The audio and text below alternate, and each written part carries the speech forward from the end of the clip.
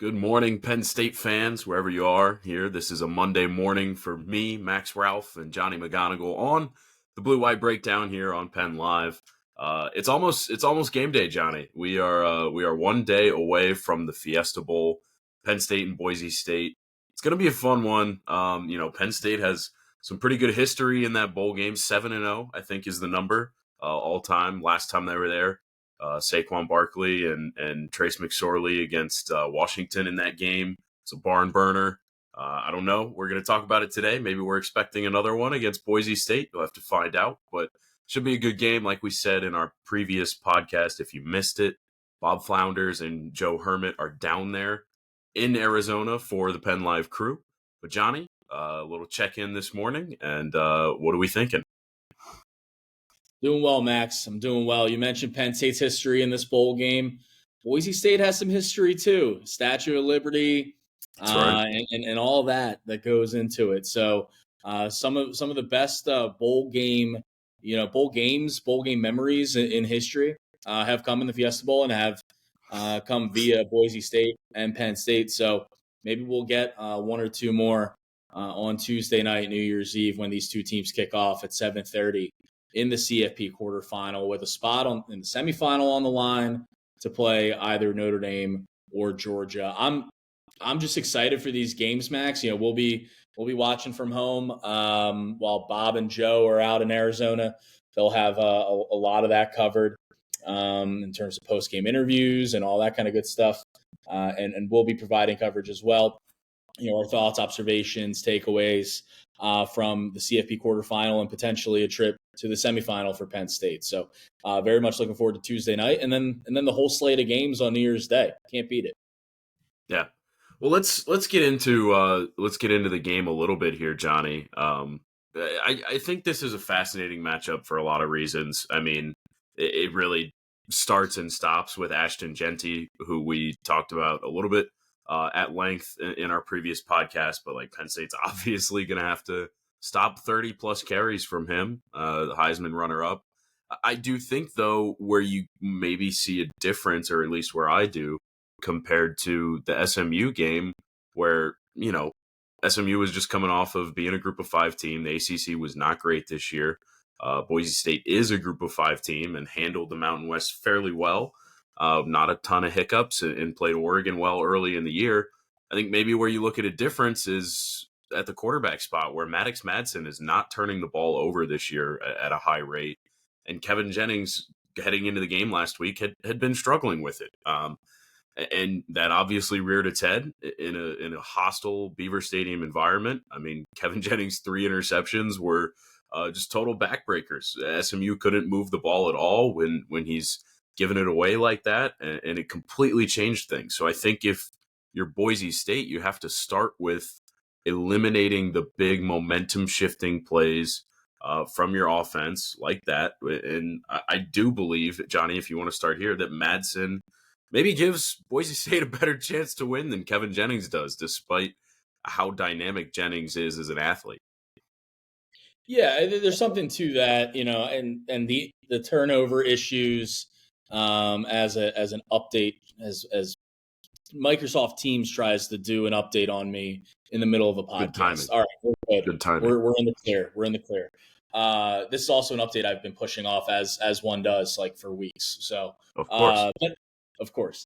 But anyways, yeah. So yeah, Kevin Jennings came into that first round game with the turnover bug, especially on the road, throughout the season.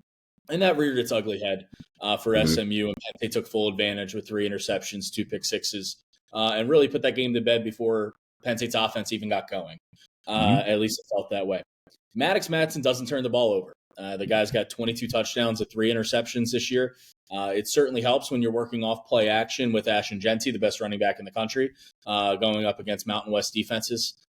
So that's not to mitigate what he's done, but that's just the reality of it. And so I think he's going to have a tougher time against this Penn State defense. I think Ashton Jeanty will have a tougher time against this Penn State defense. I think this Boise State offensive line that's been able to push some people around and protect Maddox Madsen well, especially looking at Cage Casey, the left tackle, who's statistically, analytically, one of the best in the country, a second-team All-American. So I like it is one of those where Boise has just run through for the most part, run through the Mountain West and had it pretty relatively easy. Like there were some iffy games in there where they weren't putting up crazy points, but they finished 12-1 going into the college football playoff, and I think this is going to be a really big test for them to go up against Penn State's defense and what they bring to the table.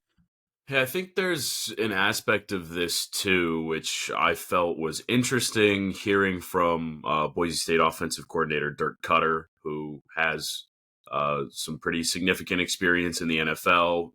Was the head coach at Boise State years ago before he came back to be the OC. He kind of said, I'm not sure that the bye week time we got for getting the number 3 seed was really as beneficial as some people might make it. Sure, we got healthy, but it can have some effects on your chemistry on the field, and it's a real thing. I mean, how many times do we just as like third-party observers for an NFL game watch a team that got that higher seed and just kind of look shaky to start a game? Like I think that there's a real aspect of like the bye week has pros and cons, and especially when you're the underdog in this game.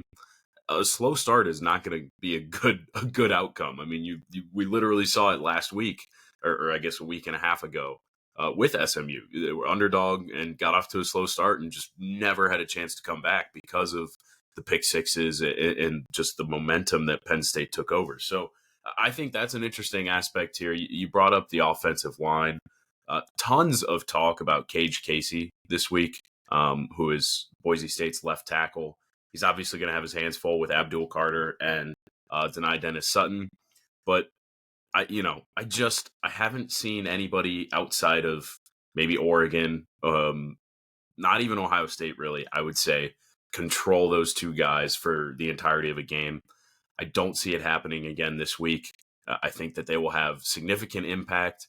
I think where I'm concerned if I'm Penn State is that I'm not sure that you really can stop Ashton Jeanty for 30 carries because Penn State's been beaten through the heart of the defense a few times this year. But if I'm going to flip it and talk about the offensive side of the ball, which I'll just give a quick preview and let you speak on Jeanty for a little bit, Johnny. But I like Penn State's chances to move it on offense in this one. Yeah, definitely. Starting with Jeanty, let's just talk about the run game as a whole on both sides. I feel like that's a good way to discuss this. Is starting with Jeanty, he's not like Derrick Henry. Like he's pretty compact. He's a pretty small dude, relatively speaking. But he's got power, speed, quickness, vision, everything you want in a tailback. Like he's gonna be a first round pick.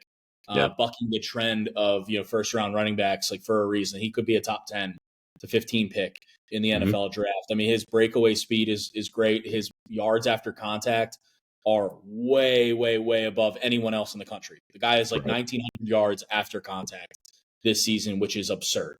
And part of that is Mountain West tackling, but a bigger part, like nothing to take away from him at all because he is that good.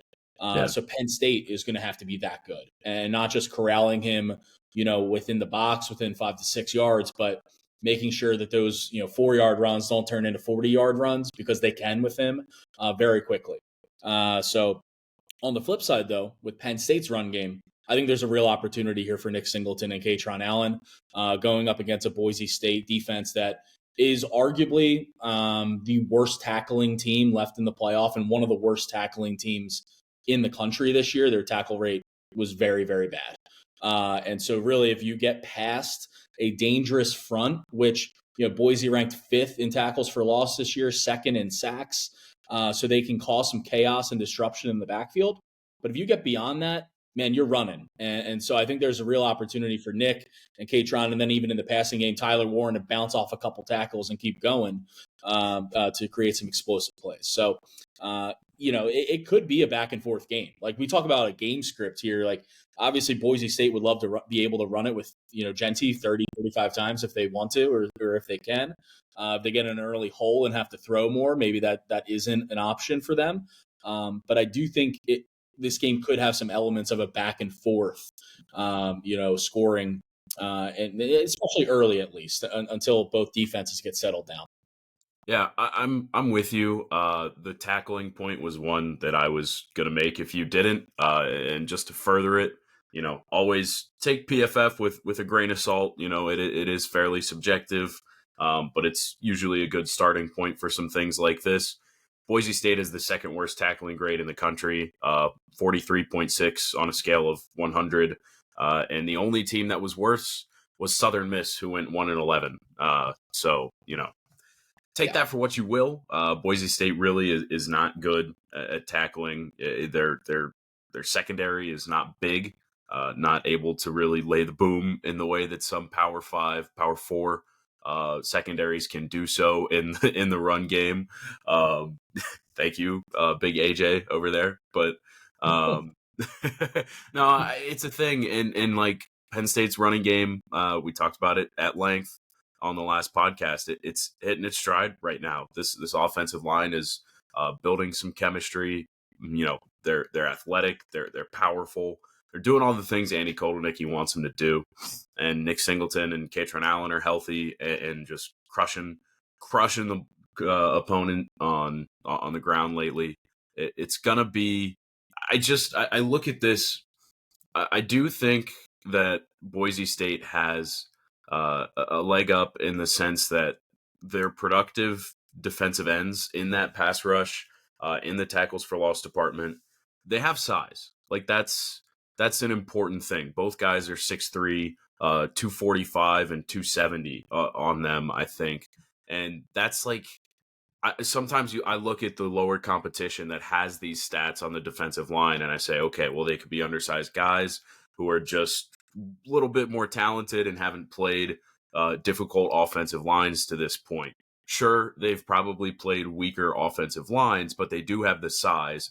So I'm curious really to see how well they perform against Penn State. I do think that, the Nittany Lions have done a great job protecting Drew Aller this year. He took 3 sacks against SMU, which was a high stat producing defensive line going in, and another one where we said, well, they didn't really play a ton of great competition, so are they really going to get to him? And they got 3 sacks. So, I think that there's some opportunity for Boise State to get after Aller this week.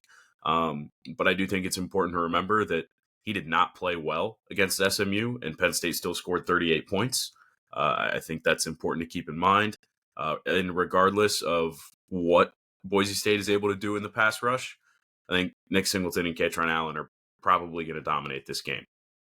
Yeah, that's how I feel. I think we're going to have, between Katron, Nick, and Ashton Jeanty, we might have 400 rushing yards. That's a possibility. Like that's a distinct possibility, because I think Jeanty can get his, and Penn State be fine. How do you feel about that, Max? Because I feel like Jeanty could go out there and get 175 rushing yards, and Penn State could still win by 20. Like I think that's how much they rely on him, and I really think like that's how much Penn State's offense is capable, like what they're capable of doing in this game. Because like you mentioned, they scored 38 points. Like Penn State scored 38 points. The defense scored 14 of those against SMU. But they really didn't do it through the air at all. Drew had a couple of nice throws in that game, but really it was not one of his better games of the season. And they were still able to just run it down SMU's throat, and they were able to control the trenches. And I thought, at least on the offensive end, being able to run the ball. And I see that happening again. Like I see guys like Vengayon and Nick Dawkins and Wormley and this offensive line, Rucci playing well at right tackle and Shelton at left tackle. Like I can totally see those guys, asserting themselves and asserting their will and really taking this thing over. Yeah.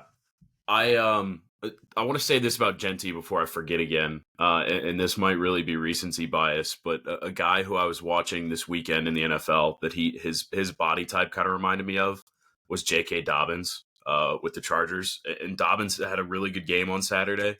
Like I said, might be recency bias, but he was just bouncing off of people. He's a shorter, compact guy with some breakaway speed. Interesting, but Point is, I think, and this is kind of, I guess, the bones of my argument as to why I think Penn State cruises in this one, is that I think actually Jeanty getting 30 plus carries is exactly what Penn State wants to happen. And like, yeah, I think it's fine that he gets his. Like, as long as he's not going for 200 plus and 3 touchdowns, like if he's getting like 150, 180, and a touchdown, 2 touchdowns, I think Penn State's fine with it because they want to control the football. They've shown that this entire season. Sure, they're probably going to throw one explosive touchdown, like maybe it's Omari getting over the top, whatever it is. That's just not the game plan through and through. That's not what they're trying to do for the entire game. It's there. It's in the playbook. There will be explosive plays, but what they want to do is run the ball 30 times a game, just like Boise State, and control the game flow and just march the ball down the field. And I think if Boise State is going to try and run the ball 30 times, I don't think it's going to work out for them because Penn State has the difference for Penn State is that they are going to be able to produce some explosive plays. It's not what they're going to do the entire game. Like, I'm not saying every drive they're going to go out there and score a 40-yard touchdown. That's not what's happening. But they might do it once or twice, which is going to be a complete momentum shifter against a Boise State team that I don't think will be able to create big plays against Penn State's defense. And if they keep the ball on the ground as much as they have this season, I think it's truly a detriment to them. Yeah, and look, I think something that I just mentioned with the offensive line being able to, control the trenches. I think Penn State's defensive line has an opportunity to do that as well. We talk about Abdul Carter and how talented he is. Deni Dennis Sutton, Zane Durant, Devon J. Thomas, Keziah Izzard is playing really well recently. And so, you're going up against a Mountain West offensive line with some talent. But if you're able to just kind of wear on them as the game goes on and just kind of, really like just assert yourself like as, okay, third quarter, fourth quarter, like, there could seriously be the gap could really show in the second half of this game in the trenches on both sides of the ball. And then once, Nick Singleton is running through and not getting hit 4 yards into his run, and if he creases one through 6 and 7 yards, and then you're going into a secondary that doesn't like the tackle. Like, that's where I could see big plays happening for Penn State's offense in the second half of this game. Maybe it's a little tight in the first half, but once they start to lean on him a little bit and create those openings, I think Penn State ultimately wins this game comfortably. I know the spread is 11, and the over-under is 53, 52 and a half, 53? 53 and a half. That's what I saw, but, you might have a different book somewhere. No. It's, it fluctuates a little bit. But, I could see the over hitting in this game because I could see some point. Like, I could see Boise putting up some points early, but then Penn State kind of cruising at the end and covering. And honestly, I think they could cover, pretty comfortably in this game. So, I don't know. What say you, Max? I'm with you. And one last point that I kind of want to add on to what you just said before we get into actual score predictions. Sure. Yes, I think Boise State's defensive end specifically, impressive size, impressive stats this season. Jaden Virgin Morgan, 10.5 sacks, I think is the number 10. Sorry. They're good players, but like you said, wearing down on a defense throughout the course of this game, Boise State only has 2 defensive ends. They have 3 defensive ends that have 10 or more tackles this season. Penn State is the complete opposite. I mean, maybe it's not pure stats wise, but there are 4 defensive ends that are going to play during that game and they're all going to produce. I mean, beyond Carter and Dennis Sutton, you also have Amin Vanover, who I think, honestly, he started to flash a little bit more toward the end of this season that I've noticed than he was earlier in the year. And Smith Vilbert, who is obviously not the number one guy in that room, but has made some good plays throughout this year. They are running a 3 to 4 man defensive tackle rotation.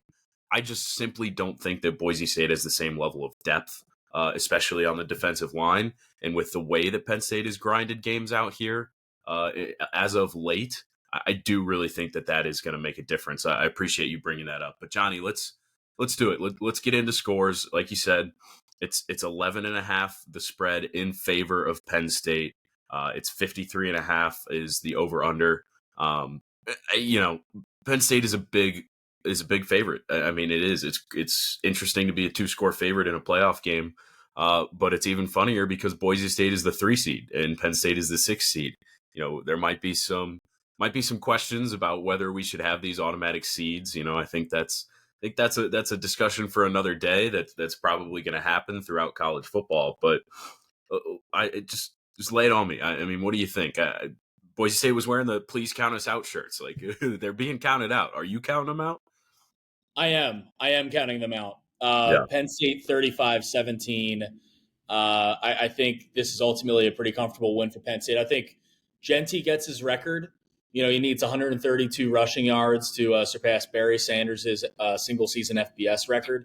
So I do think Jeanty gets his, gets that number and gets there. But I think Penn State leaves with the win, most importantly, and I think it's pretty comfortable by the end. Which means it'll be crazy, right? Which means it'll be absolutely nuts. But 35-17 is my pick. Yeah, like I've said the whole podcast, I don't see Boise State being able to keep up with Penn State. Maybe they come out and they score an opening drive touchdown or something. But I think I'm going to go with Penn State 33, Boise State 14. I don't want to discredit what the Penn State defense has done lately. I know like Oregon was kind of an outlier, but if you look away from that game, they've just been utterly dominant, even against Ohio State, who just put up 40 against Tennessee, I think. I just like this defense is playing really well. Even the pieces where I think you had some questions coming into the season or at different points in the season. Like I think a guy like Tony Rojas is starting to play a lot better. The 2 safeties have taken over and they're playing well. A lot on Kobe King this week. I think Boise State's going to throw him in a little bit more tempo. I mean, they saw SMU have some success with it at the beginning of the game in the first round. I think that Boise State will try and come out with some tempo. So a lot on the shoulders of Kobe King, getting that defense aligned. And then, of course, having to meet Ashton Jeanty in the hole more times than not. But I think he can handle it. I think Kobe King is, and I think I've said this before, but I think he's probably one of the more underappreciated players in the country, especially at his position. He's physical, he's athletic, he does a really good job. I like Penn State, like I said, 33-14. I think Ashton Jeanty will be slowed. I don't think he'll be stopped. I think he'll be slowed. I agree. Look, yeah, I think we both have relatively comfortable Penn State wins. Kind of a similar game script here. Curious, Max, going to put you on the spot. The other 3 CFP quarterfinal games: Notre Dame, Georgia, Texas, Arizona State, and Oregon, Ohio State. Who you got? All right, I'm going Texas, Oregon, and Notre Dame. Okay. All right. I've got Texas, Ohio State, and Georgia. Wow. All right, so we're different. We are differing a little bit there, but hey, what are you gonna look? do? I'm just worried about Gunnar Stockton. Like I think that like there are like absolutely he could come out and shine, and I wouldn't be shocked. But Notre Dame's put some good work on the field ever since that NIU loss, and Oregon. I mean, after seeing them in person, like they played so well in that Big Ten championship game on offense. Like I need to see somebody beat them before I'm going to pick against them. Is kind of what I'm feeling with the Ducks. Yeah, hey, that's more than fair. I picked Ohio State to win the national title in my bracket before it all started, so I got to roll with them. And I was super impressed with what they did against Tennessee.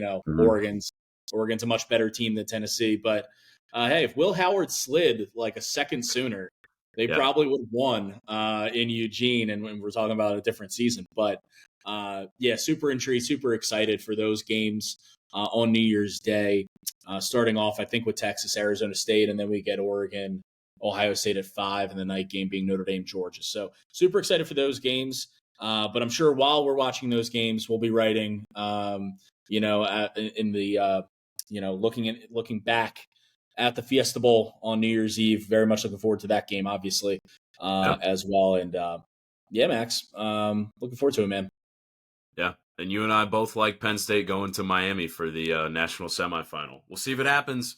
Boise State's good, 12-1, Heisman runner-up as their star on the offensive side of the ball. But Penn State defense, we both think they're up to it. Johnny, I think that's going to do it for us here on the Blue White Breakdown. Penn State fans, it's tomorrow when our predictions are all wrong. Make sure to tweet at us, email us, and give us a bunch of crap for it. But, we both like Penn State winning this one comfortably. Hope you enjoy the game. If you're traveling, be safe. Take care.